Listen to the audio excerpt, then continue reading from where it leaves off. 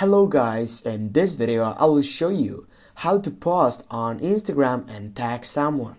Firstly, get up into your profile section by typing on the plus icon on your right upper side and then choose for post. Now just go for the post or the photo that you wanna upload it on that side. Just go on your right upper side on the tick side, and as you can see now I cannot find people to get and tag them, but I can just select an object that could be related to a people's side. For example, as you can see right down on the bench, maybe there could be a people side. Just click on it and it says who's this.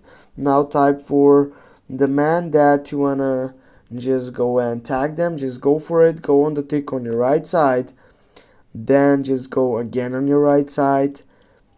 Yeah, here it takes to get up finishing with this post. And now as you can see, when you tap on the photo side, as you can see there is also a tag person on it. Thanks for watching. Don't forget to hit that like and share the video. See you soon guys.